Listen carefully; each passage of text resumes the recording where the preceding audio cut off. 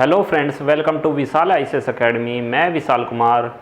आज हम पढ़ेंगे मैथ स्पेशल की क्लास 6 को।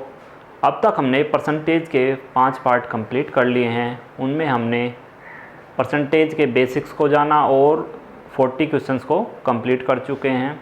चलिए देखते हैं परसेंटेज का पार्ट 6 में क्वेश्चन नंबर 41 को। In a class of 60 students 40% can speak only Hindi, can speak only English, and rest of the students can speak both the language. How many students can speak English? एक 60 छात्रों की कक्षा में 40% केवल हिंदी, 20 यानी 25% केवल इंग्लिश व बाकी दोनों भाषा बोल सकते हैं। तो कितने छात्र ऐसे हैं जो इंग्लिश बोल सकते हैं, ये आपको बताना है। फ्रेंड्स, हम इसे वेन डायग्राम के थ्रू सोल्व करेंगे। चलिए देखते हैं वेन डायग्राम होता क्या है, आपको पता भी होगा। जैसे यहाँ पे दो भाषाओं का यूज हुआ है, इंग्लिश और हिंदी। हम दो वेन डायग्राम बनाते हैं। ये हो गया हिंदी के लिए, सिंपल भाषा में गोला कह लो, और ये हो गया इंग्लिश के लिए। अब क्या कहा गया है, जैसे जो छात्र केवल हिंदी बोलते हैं वे हो गए ये वाले,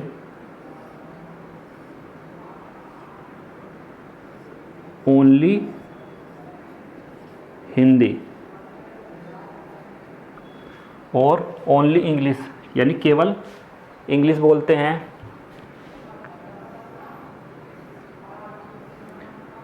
ये सेक्शन हो गया इंग्लिश वालों का, केवल इंग्लिश वालों का, ओनली इंग्लिश।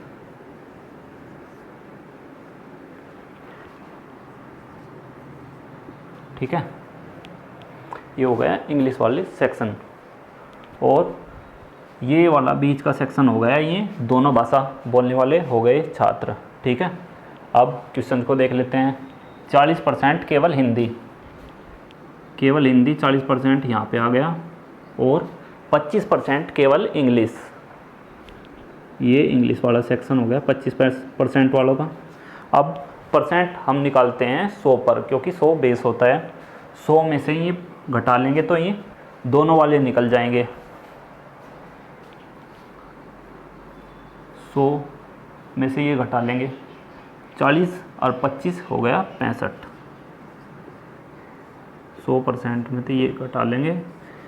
अब ये कितना आ जाएगा, 53% ऐसे हैं जो दोनों भाषा बोल सकते हैं, इंग्लिश और हिंदी।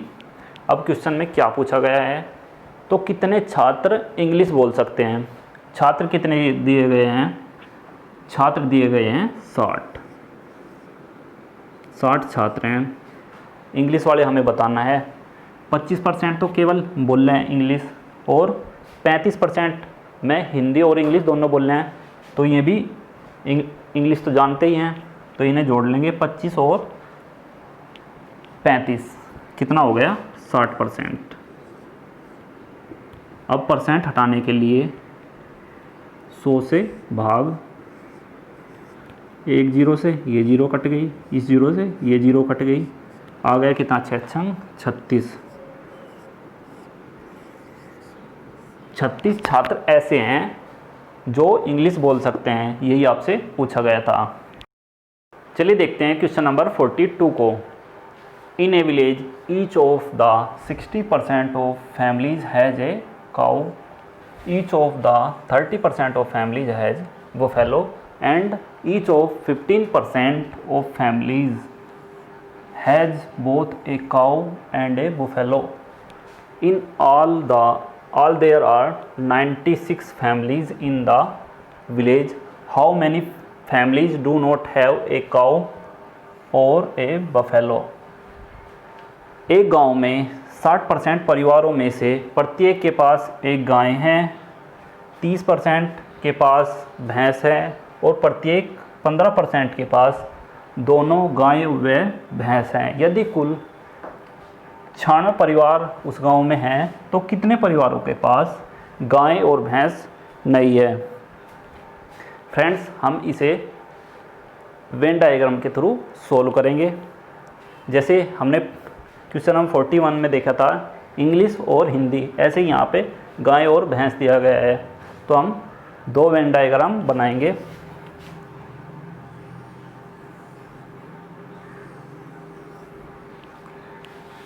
सबसे पहले गाय के लिए सी, एक गांव में 60% परिवारों में से प्रत्येक के पास एक गाय है।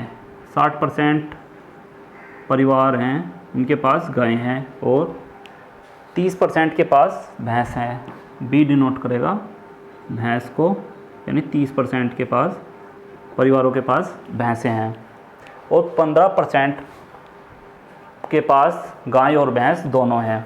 15% ऐसे हैं जिनके पास गाय और भैंस दोनों रखते हैं।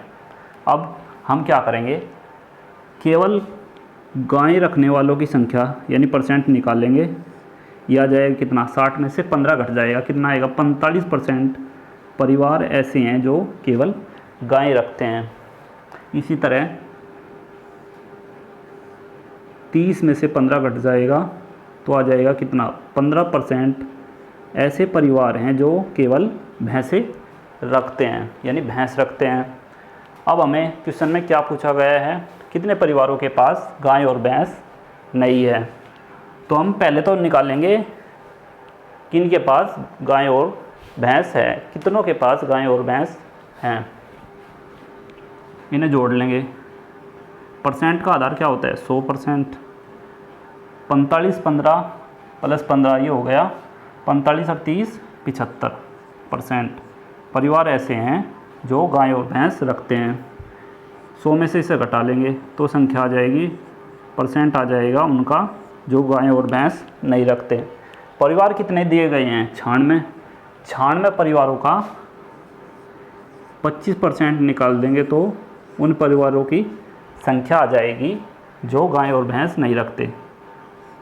परसेंट हटाने के लिए 100 से भाग 25 चौका 100, 24 चौका 96, 24 घर ऐसे हैं जो ना तो गाय रखते ना भैंस रखते, यही आपसे पूछा गया था। चलिए देखते हैं क्वेश्चन नंबर 43 को। In an examination 40% of the students fail in math, 50% of student fail in English, 30% students fail in Hindi. If 25 of the students fail in math and English, 50% of the students fail in English and Hindi, 22% of the students fail in math and Hindi, and 13% of the students fail in all 3 subjects, math, English and Hindi. Then find the percent of the students who passed in all 3 subjects. एक परीक्षा में 40% छात्र गणित में fail हुए, 30% छात्र हिंदी में fail हुए और 50% अंग्रेजी में फेल हुए। यदि 25% छात्र गणित व इंग्लिश में फेल हुए, 15% छात्र इंग्लिश व हिंदी में फेल हुए, 22% छात्र हिंदी गणित में फेल हुए, यदि 13% छात्र तीनों विषयों में फेल हुए तो तीनों विषयों में पास हुए छात्रों का हमें प्रतिशत बताना है। हम इसे भी वेन डायग्राम से सोल्व करेंगे। वहाँ पर तो हमें 2 सब्जेक्ट या 2, एक गाय एक भैंस मिल रही थी, अब मिल रहे हैं 3 सब्जेक्ट, तो हम 3 वेन डायग्राम बनाएंगे। जैसे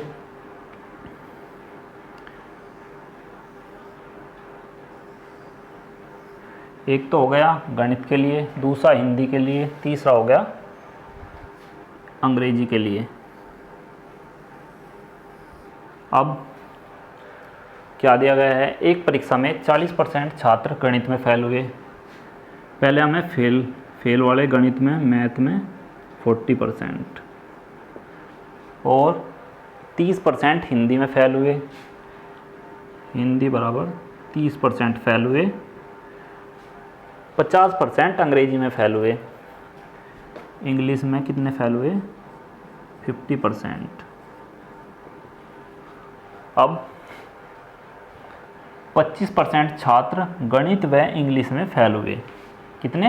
25% छात्र, ये मान लिया 25% छात्र गणित व इंग्लिश में फेल हुए। 15% छात्र इंग्लिश व हिंदी में, इंग्लिश और हिंदी में कितने? 15%। और 22% छात्र हिंदी व गणित में फेल हुए। हिंदी व गणित, हिंदी ये गणित में कितने? 22%। अब यदि 13% छात्र तीनों विषयों में फेल हुए, तीनों विषय कौन से हो गए? कॉमन हो गए तीनों का, मैथ, हिंदी और इंग्लिश, ये तीनों सब्जेक्ट हो गए जिसमें फेल हो रही हैं। तो हमें ज्ञात करना कि पास हुए छात्रों का प्रतिशत ज्ञात करना है। फिलहाल हम जो फेल हुए छात्र उनका प्रतिशत ज्ञात करते हैं। जैसे मैंने आपको बताया था, पहले तो हम केवल गणित में पास हुए छात्र निकालेंगे। अब जैसे ये दिया गया है 22% छात्र मैथ और हिंदी में फेल हुए, तो 22% कैसे होगा? 13 में कितना जोड़े कि 22 हो जाए, यानी 22 में से 13 घटा दो, कितना बनेगा? 9%। ठीक है, 9%। ऐसे ही 15% छात्र हैं जो हिंदी और इंग्लिश में फेल हो रहे, 15%। 13 में कितना जोड़े कि 15 हो जाए? 2%। या 15 में से 13 घटा दो तो 2% आएगा। इसी तरह मैथ और इंग्लिश में फेल होने वाले 25% हैं, दोनों में फेल हो रहे। 13 में कितना जोड़े कि 25 हो जाए? 12, यानी 25 में से 13 गए तो कितना बचा? 12%। अब हम निकाल लेंगे केवल मैथ में फेल हुए छात्र। कैसे? 12 और 13, 25 और 9, 25 और 9 हुए 34, 6%। ठीक है, 6% छात्र ऐसे हैं जो केवल मैथ में फेल हो रहे। इसी तरह से केवल हिंदी के निकालेंगे। हिंदी के कितने परसेंट हो रहे? 13 और 9 कितना हुआ? 22 और 2 24। 24 में कितना जोड़े कि 30% हो जाए, यानी 6% केवल हिंदी में फेल हो रहे। इसी प्रकार इंग्लिश में देखेंगे कितने, केवल इंग्लिश में कितने फेल हो रहे? 12 और 13 प्लस 2 कितना हो गया? 27। 50 में से 27 घटा दो, कितना बचेगा? 23% छात्र ऐसे हैं जो केवल इंग्लिश में फेल हो रहे हैं। अब हमें पता चल गया कि फेल होने वाले छात्र कितने हैं। चलिए क्या देखते हैं, इन्हें सबको जोड़ लेंगे तो फेल होने वाले छात्रों की प्रतिशत आ जाएगी। जोड़ेंगे 23, 6, 6, 23%, ये 6%, ये 6%। अब बस डायरेक्ट जोड़िए, मैं तो आपको बता रहा हूँ। 12, 13, 2, 9, 12%, 13%, 9%, यानी 2% और 9%। ये टोटल आ जाएगा आपका 71% छात्र हैं जो फेल हो रहे हैं। फिर क्या करेंगे? ये तो जोड़ने पर आ गए हैं सबको। अब प्रतिशत आधार कितना होता है? 100 में से ये घटा देंगे, 100% में से 71 घटाएंगे, यानी फेल हुए छात्र का प्रतिशत घटा देंगे तो आ जाएगा पास होने वाले छात्रों का प्रतिशत। यही आपसे पूछा गया था, यही आपको बताना था कि तो तीनों विषयों में पास हुए छात्रों का प्रतिशत ज्ञात करें। ये प्रतिशत आएगा आपका 29%। चलिए देखते हैं क्वेश्चन नंबर 44 को।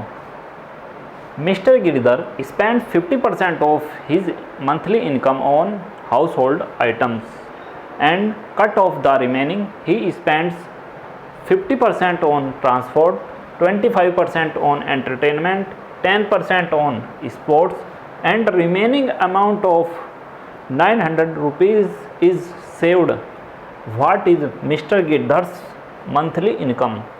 श्रीमान गिरधर अपनी 50% आय घर के खर्चों में खर्च करते हैं, बाकी का 50% वह यात्रा में, 25% मनोरंजन, 10% खेलों पर तथा बाकी 900 रुपये की बचत करते हैं। तो श्रीमान गिरधर की मासिक आय हमें ज्ञात करनी है। फ्रेंड्स, हम मानेंगे गिरधर की आय 100 यूनिट है। ये मान लिया 100 यूनिट गिरधर की आय है और 50% वह आय घर के खर्चों पर खर्च करता है। House hold items 50% house item पर, और बचा कितना? अगर 50% यहाँ खर्च करता है तो 50 ही बचा, 50% ये बच गया रिमेनिंग,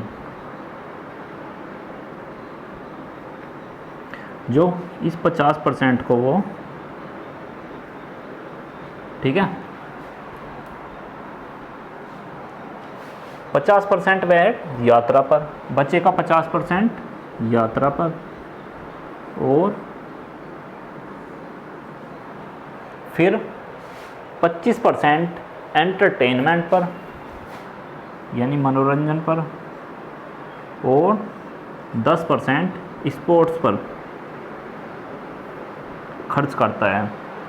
तो बाकी आए 900 रुपये की बचत करता है। तो बचत कितनी हुई? 50 25 जमा 10, ये हो गया 85%। तो सेविंग हमें रुपए में दी गई है। यहाँ पे कितनी आया? 85। 100 में से 85% घटेगा, यानी जो परसेंट का आधार होता है 100, तो 100 में से 85% तो इसने इन पर खर्च कर दिया और बचा कितना? 15% जो सेविंग बची उसकी, और हमें रुपए में दी गई है सेविंग, यहाँ पे है परसेंट में। तो रुपए में निकालने के लिए क्या करेंगे? इस 50 का 15% निकाल लेंगे, ठीक है। यहाँ पे मान लिया हमने 50 यूनिट, ठीक है, 50 यूनिट यहाँ खर्च होगी, 50 यहाँ पे, और 50 का 15% जो सेविंग है। अब इसे सोल्व कर लेंगे, 2 बार ये आ गया 7.5 यूनिट। 7.5 यूनिट जो दिया गया है कितना क्वेश्चन में? 900 रुपये के बराबर। 1 यूनिट फाइंड कर लेंगे, 1 यूनिट आ जाएगा 900 बटे 7.5 यूनिट, यानी ये भाग में आ जाएगा। ये दशमलव से यहाँ पे 10 से गुना हो जाएगी, यानी अगर यहाँ पे ये 0 होता तो 2 0 लगती। अब एक यूनिट है, यानी 1 डिजिट इधर है तो 1 0 लगी। तो इसे सोल्व करेंगे, 15 छिक 90, 15 पंजे 75, 5 दूनी 10। 1 यूनिट बराबर आ गया आपका 120। तो 100 यूनिट हमें ज्ञात करना है, बस इसमें 120 की मल्टीप्लाई कर देंगे तो ये गिरधर की मासिक आय आ जाएगी, जो है 12,000 रुपये। यही हमें फाइंड करना था। फ्रेंड्स, ये तो हो गया डिटेल मेथड। अगर आप शॉर्ट में करेंगे तो कैसे करेंगे क्वेश्चन में, चलिए देखते हैं। हमने मान लिया गिरधर की आय मासिक आय x रुपये है, 50% तो वो यहाँ पे ही खर्च कर दिया है, बचा 50%। 50% की फ्रैक्शन कितनी होती है? इस 50% की हम डायरेक्ट लिखेंगे 1/2। 1/2 कैसे होती है? जैसे 50% की फ्रैक्शन निकालनी है, यानी परसेंट हटाने के लिए 100 से भाग 50 दूनी 2, यानी 1/2, ये होगी फ्रैक्शन। ये यहाँ पे आ गई। अब क्या हुआ? वह यात्रा पे 50%, 25% मनोरंजन पे, 10% खेलों पर। कितना हुआ? 50, 25, 75, 10, 85% वह, यानी इस 50 का 85% तो वो खर्च कर रहा। तो सेविंग कितनी हो रही? परसेंट का आधार कितना होता है? 100 में से 85 घटा देंगे तो बचेगा कितना? 15%। 15% की फ्रैक्शन कितनी होगी? 15/100। अब बचत कितनी दी गई है, 900 रुपये की। बस इसे सोल्व कर लेंगे, आपको उत्तर आ जाएगा 15×90। अब मल्टीप्लाई हो जाएगी x = 12,000 रुपये, जो हमें ज्ञात करना था, यही गिरदर की मासिक आय है। चलिए देखते हैं क्वेश्चन नंबर 45 को। In an election 2 candidates participate, 20% votes declare invalid and the winner get 70% of valid votes and he win by 9,600 votes. Find the number of valid voting list and valid votes. किसी चुनाव में 2 उम्मीदवार भाग लेते हैं, 20% vote यानी 20% vote अवैध घोषित हुए तथा जीतने वाला प्रत्याशी वैध मतों का 70% प्राप्त करता है तथा 9600 वोटों से जीतता है। हमें ज्ञात क्या करना है, पहले तो कुल पंजीकृत मतदाता कितने हैं, वैध मत कितने हैं, ये हमें ज्ञात करना है। चलिए पहले तो हम डिटेल मेथड देख लेते हैं। हमने मान लिया वोटिंग लिस्ट में 100 यूनिट मतदाता मान लिए, ठीक है, 100 यूनिट मतदाता मान लिए, कुल पंजीकृत मतदाता 100 यूनिट माने। और अब क्या बोला है, 20% वोट अवैध घोषित हुए, यानी ये वोटिंग लिस्ट में 100 यूनिट थे ना मतदाता, 20% अवैध घोषित कर दिए गए। तो अब वैलिड कितने बचे, वैलिड वोटर्स अब कितने बचे, 80 यूनिट, क्योंकि 100 का 20 यूनिट 20% निकालेंगे तो 80% बचेगा जो वैलिड वोट्स हैं। अब क्या बोला है, जीतने वाला प्रत्याशी वैध मतों का यानी इनका 70% प्राप्त करता है। जो विनर है यानी विनर W डिनोट करेगा विनर को, 70% मतदाता यानी मतदान प्राप्त कर रहा विनर। और लूज़र कितना प्राप्त करेगा, L डिनोट लूज़र यानी हारने वाला। अब क्या होता है, परसेंट में 100 में से 70 घटाएंगे तो कितना बचेगा, 30%, जो लूज़र वोट प्राप्त कर रहा। 70% तो इसने ही प्राप्त करे तो 30% ये प्राप्त करेगा। अब क्या, 9600 वोट से वो जीतता है। हम यहाँ पे प्रतिशत निकाल रहे हैं, प्रतिशत में जो विनर है वो 40% ज़्यादा वोट प्राप्त कर रहा लूज़र से, तो इसका 80 का 40% निकाल देंगे, 80 यूनिट का 40% आ जाएगा। परसेंट को हटाने के लिए 100 से भाग, 2 जीरो से ही कट जाएंगी, ये जीरो ये जीरो, ये आ जाएगा 32 यूनिट। इतने वोटों से यानी इतने यूनिट से वो जीत रहा है। यहाँ पे तो इतना यूनिट आया है, दिया गया है कितना, 9600। 1 यूनिट आ जाएगा आपका 32 या 96, यानी 2 जीरो ही आ जाएंगी। 1 यूनिट बराबर आ गया 300। अब वोटिंग लिस्ट में 100 यूनिट हमने माना था, बस यहाँ पे 300 से मल्टीप्लाई कर देंगे।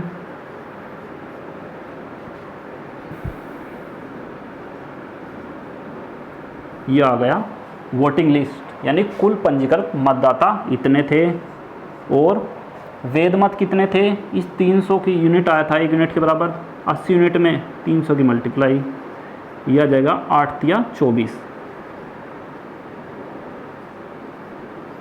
24,000 जो मतदाता हैं वे वैलिड मतदाता हैं। ये तो हो गया आपका डिटेल मेथड। चलिए देखते हैं शॉर्ट में कैसे करेंगे। एग्जाम ऑफ व्यू से हमने मान लिया जो कुल पंजीकृत मतदाता थे X थे, ठीक है, और 20% अवैध घोषित हो गए, तो बचा कितना, 80, ठीक है, 80 यूनिट, यानी 100% थे तो 20% चला गया, तो बचा कितना, 80%। 80% को कैसे लिखेंगे, फ्रैक्शन,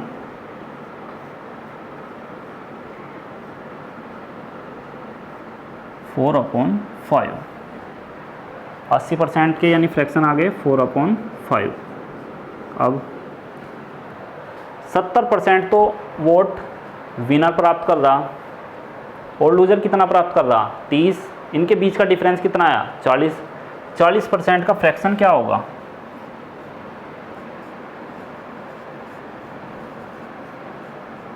2/5। 2/5 वोटों से वो जीत रहा है लूजर से। और कितने वोट दिए गए हैं 9600। अब इसे सोल्व कर लेंगे, ये आ जाएगा 8 8 का 8 8 दूनी 16। अब इनकी 25 की मल्टीप्लाई 12 से हो जाएगी 0 0 25 दूनी 50 25 कम 25 और 5 30। ये तो आ गई कुल पंजीकृत मतदाता। अब क्या वैलिड मतदाता ज्ञात करने हैं तो 20% तो अवैध घोषित कर दिए, तो बचा कितना 80%। अब इसका 80% निकाल देंगे तो आपके वैध यानी वैलिड मतदाता आ जाएंगे।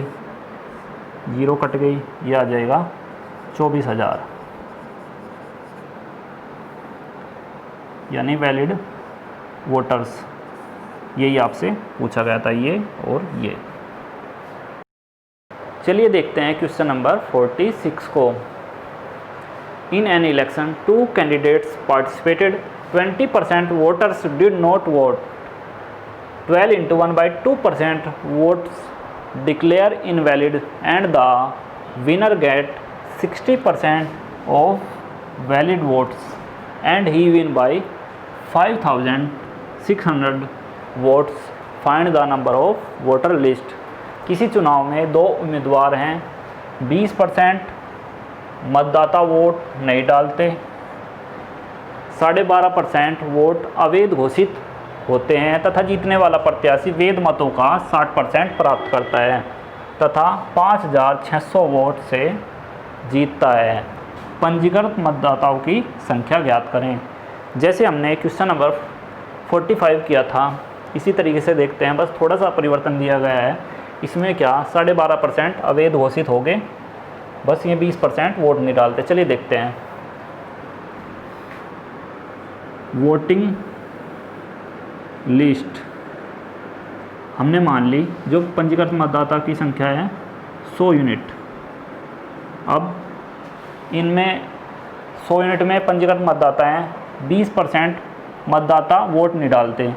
अब कितना बच गया 80 यूनिट मतदाता हैं जो वोट डाल लें। फिर क्या हुआ 12.5% वोट अवैध घोषित कर दिए। अब जो ये 80% मतदाता थे यानी 20% तो वोट नहीं डाल रहे थे, तो ये इनका 12.5% अवैध घोषित कर दिए। 80 का 12.5% का फ्रैक्शन क्या होता है 12.5% का फ्रैक्शन होता है 1/8। 80 यूनिट का 12.5% यानी 8, ये हो जाएगा 10 यूनिट इससे घट जाएगा जो अवैध घोषित कर दिया। अब बच जाएगा यानी वैलिड वोट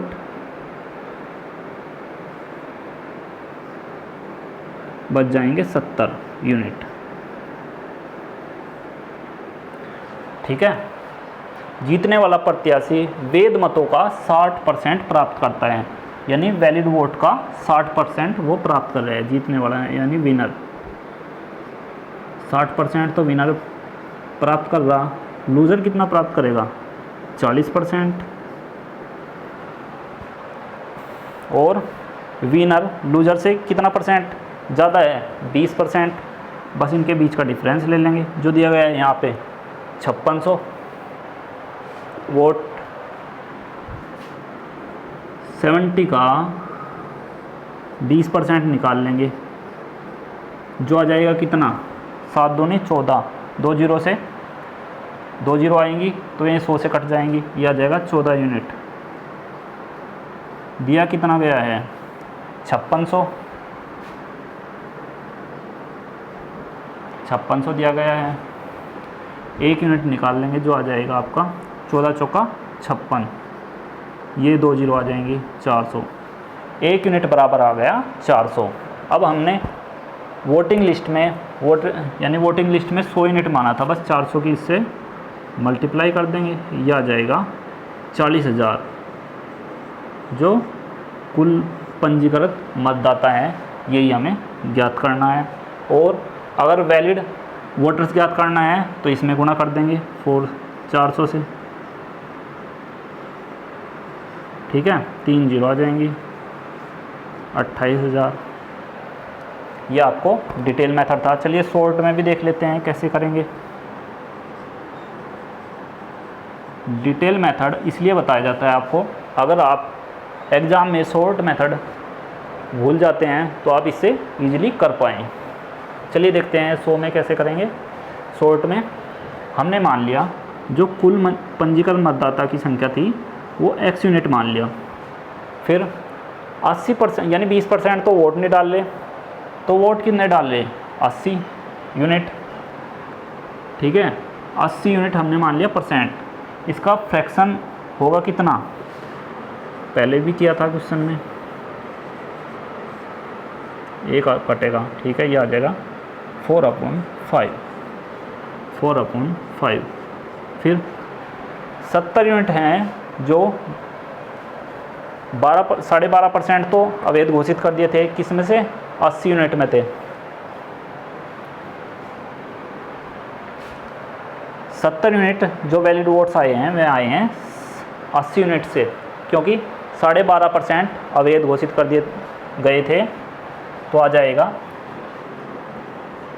7/8 यानी 70/80, ठीक है। अभी 0 से 0 कट गई।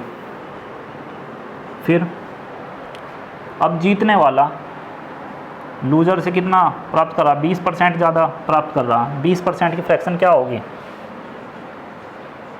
1/5, यह आ जाएगा 1/5।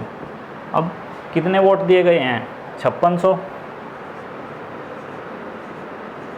बस इसे सोल्व कर लेंगे, ये आ जाएगा 7 चौक 28, 28 दूनी 56 या 200, x = 5 8 40, 4 5 20, 200 गुणा 200, ये आ जाएगा 40,000। यही आपसे पूछा गया था। चलिए देखते हैं क्वेश्चन नंबर 47 को।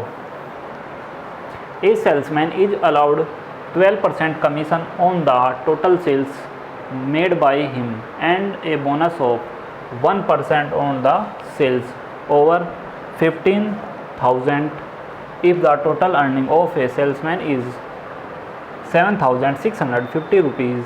Find the total sales. कोई विक्रेता कुल बिक्री पर 12.5% कमीशन देता है तथा 15,000 रुपये से ऊपर की बिक्री पर 1% बोनस देता है। यदि कुल आय 7,650 रुपये हो तो कुल बिक्री हमें ज्ञात करनी है। चलिए पहले डिटेल मेथड में समझ लेते हैं। हमने मान लिया टोटल सेल x रुपये की होती है, ठीक है, और कुल बिक्री पर 12.5% कमीशन देता है, यानी कमीशन हो गया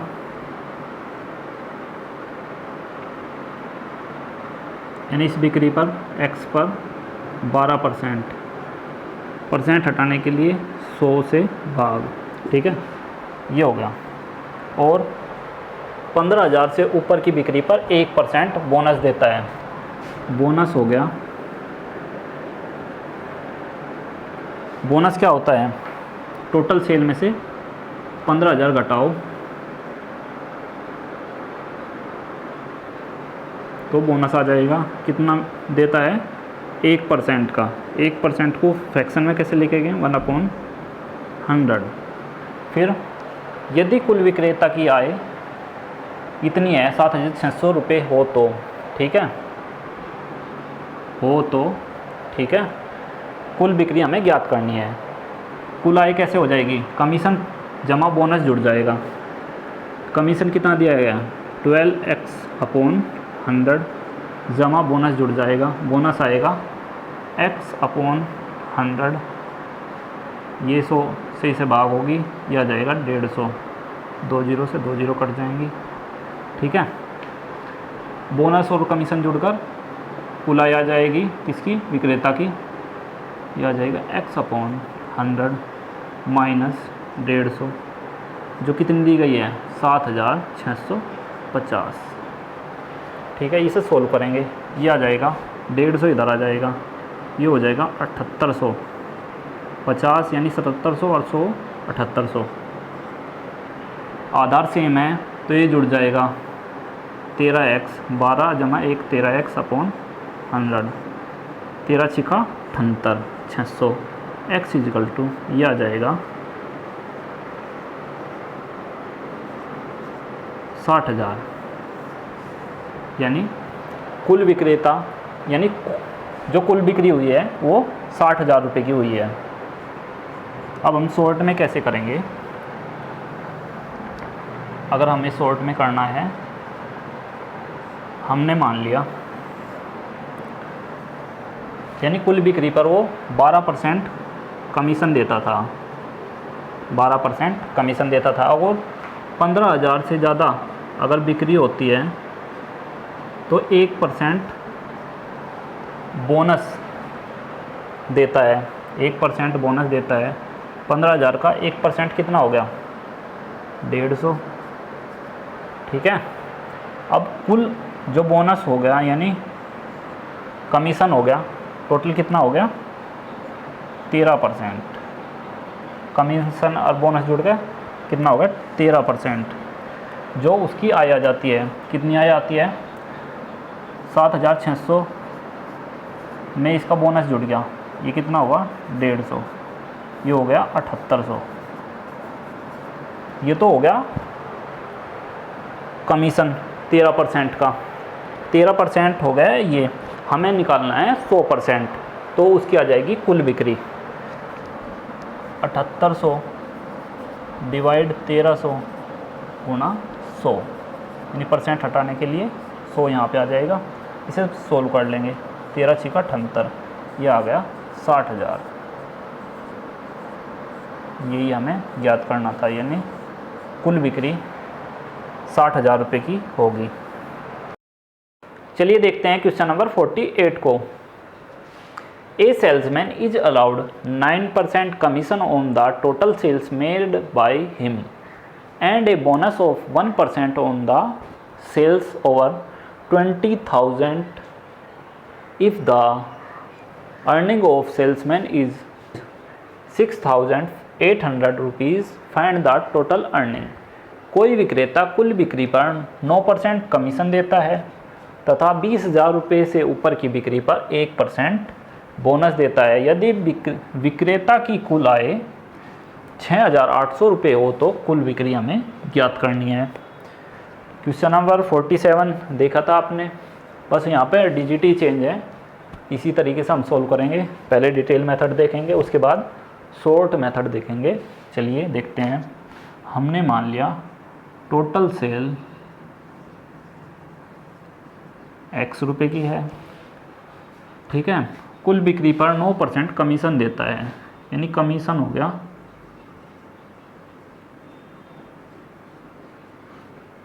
9%, 9x अपॉन 100, ये 9% के जो फ्रैक्शन होगा 9 अपॉन 100 होगा। फिर बोनस तथा 20,000 रुपये से ऊपर की बिक्री पर 1% बोनस देता है। बोनस कैसे आएगा, बोनस टोटल सेल में से 20,000 घटने पर से ऊपर क्या होगा, उसे 1% का बोनस प्राप्त होगा। 1% की फ्रैक्शन कैसे होगी 100। अब क्या विक्रेता की कुल आय 6800 रुपये हो तो, ठीक है, कमीशन और बोनस जुड़कर उसकी विक्रेता की कुल आय आ जाएगी। कमीशन कितना है 9x अपॉन 100 जमा, इसे सोल्व करेंगे x अपॉन 100, ये 2 जीरो से 2 जीरो कट जाएगी, आ जाएगा -200, और कुल आय कितनी दी गई है 6800, 200 यहाँ आ जाएगा 7000, बेस सेम है तो यहाँ आ जाएगा 10x अपॉन 100 इजकल टू 7000। 1 0 से 1 0 कट गई, ये आ जाएगा x इजकल टू 70,000 जो हमें ज्ञात करना था, यानी कुल बिक्री हमें ज्ञात करनी थी। ये तो हो गया डिटेल मेथड। चलिए शॉर्ट में देखते हैं, जो सा आपको अच्छा लगे आप उससे करिएगा, ठीक है।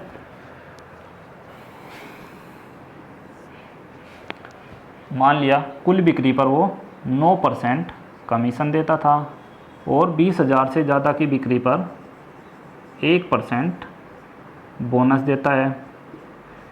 20,000 का 1% कैसे आएगा, 2 0 कट जाएंगी, ये आ जाएगा 200 बोनस देता है। कुल कितना कमीशन हो गया, 9 और 1 10% का, यानी कुल आय कितनी है 6800 विक्रेता की, और 200 का बोनस मिल गया। अब कितना हो गया 7000, जो यानी 10% के बराबर। अब कितना हो गया 7000, जो 10% यानी कमीशन के बराबर है। हमें क्या ज्ञात करना है, 100% ज्ञात करना है 7000 का। सीधा कुल बिक्री हमें ज्ञात करनी है, बस 7000 का 10% तो हो गया, हमें 100 ज्ञात करना है। 0 कट गई, ये 2 0 से मल्टीप्लाई, ये आ गया 70,000 जो कुल बिक्री है हमें ज्ञात करनी थी, यही आपसे पूछा गया था। चलिए देखते हैं क्वेश्चन नंबर 49 को। A solution of salt and water contain 5% salt if 20 litre of water is evaporated then salt become 15%। Find the initial solution. नमक और पानी के घोल में 5% नमक है। अगर 20 लीटर पानी वाष्प हो जाता है यानी उड़ जाता है तो नमक 15% बन जाता है, तो प्रारंभिक घोल की मात्रा हमें ज्ञात करनी है। चलिए देखते हैं। नमक और पानी के घोल में साल्ट और वाटर के घोल में 5% नमक है, 5% नमक है, तो वाटर कितना होगा 95%। क्योंकि अगर हम प्रतिशत में कोई भी क्वांटिटी लेते हैं तो वो 100% में लेते हैं, ठीक है। यानी 5% अगर उसमें साल्ट है तो 95% क्या होगा वाटर होगा। और अगर 20 लीटर पानी वाष्प हो जाता है तो नमक 15% बन जाता है। नमक कितना बन जाता है 15%, तो वाटर कितना होगा 85%, ठीक है।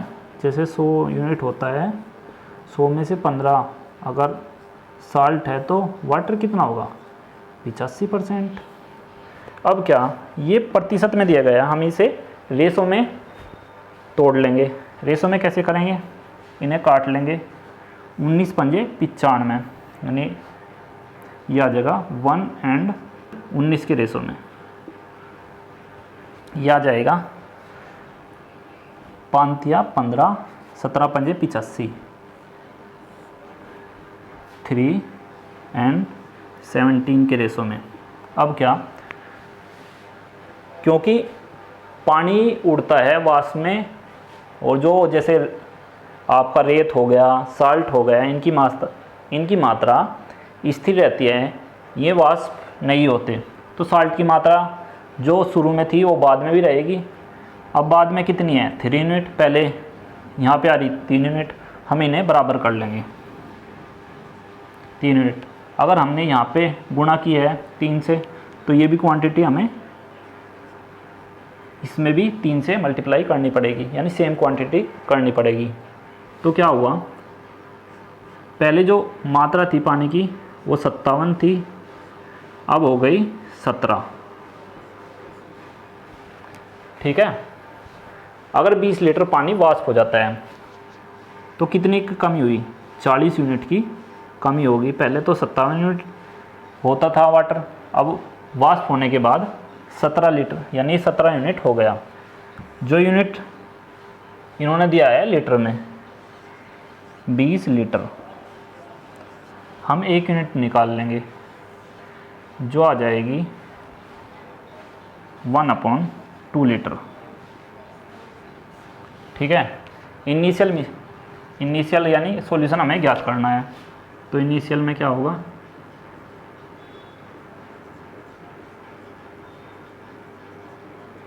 आप सीधा IS लिख लेंगे। ठीक है, शॉर्ट में ये तो बताने के लिए है।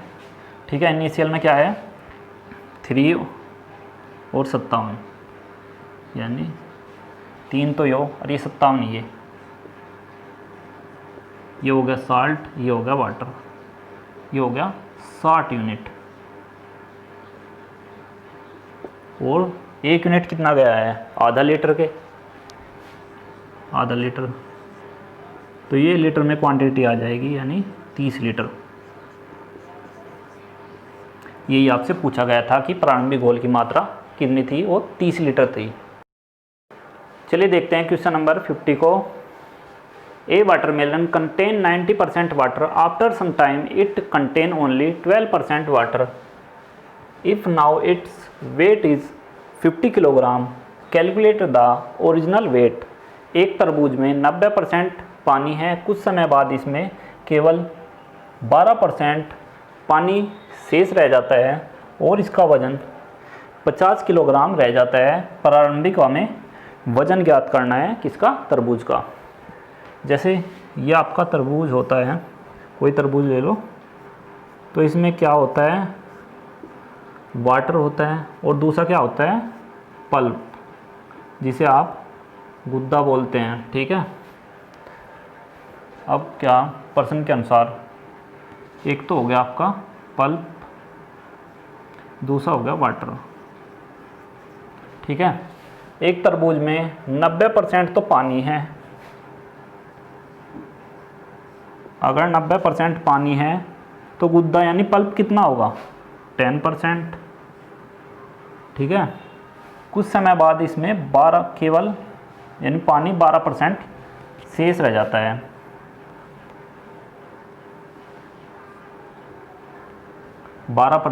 पानी शेष रह जाता है तो गुद्दा कितना बचेगा, 88%। अब क्या है, ये तो फ्रैक्स यानी ये तो दिया गया है आपका प्रतिशत में, हम ही नहीं लिखेंगे अनुपात में। ठीक है, रेशो में,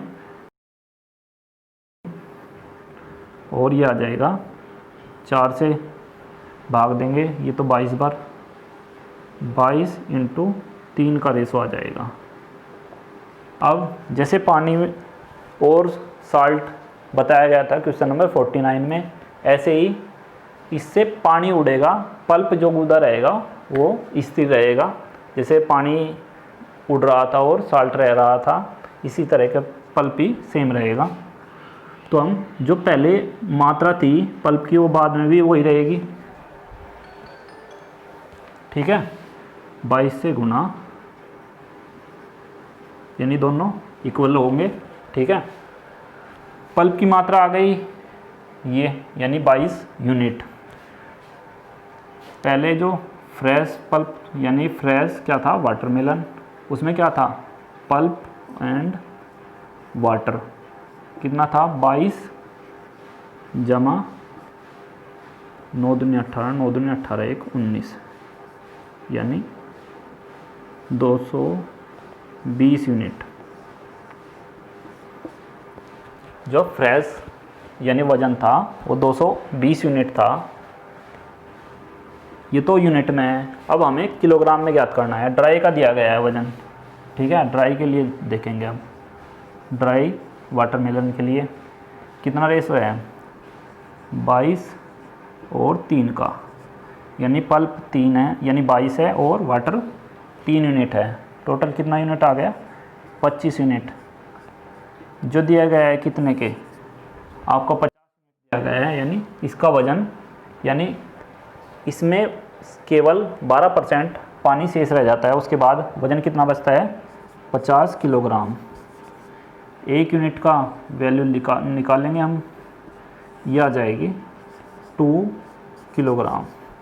बस क्या, फ्रेश में हम 220 यूनिट आया हुआ था, हम 2 यूनिट्स यानी 2 किलोग्राम से मल्टीप्लाई कर देंगे, यानी 1 यूनिट बराबर दिया गया है 2 किलोग्राम, ये आ जाएगा 440 किलोग्राम।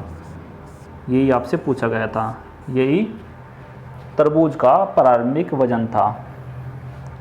फ्रेंड्स, हम परसेंटेज के लगभग सभी टाइप के क्वेश्चंस आपको करा चुके हैं और आप इनकी ज़्यादा से ज़्यादा प्रैक्टिस करें, अभ्यास करें।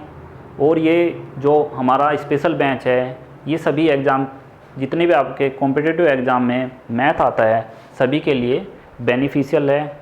चलिए मिलते हैं अर्थमेटिक के दूसरे चैप्टर को लेकर, प्रॉफिट एंड लॉस जो हमारा अगला चैप्टर है, उसमें मिलते हैं। नमस्कार।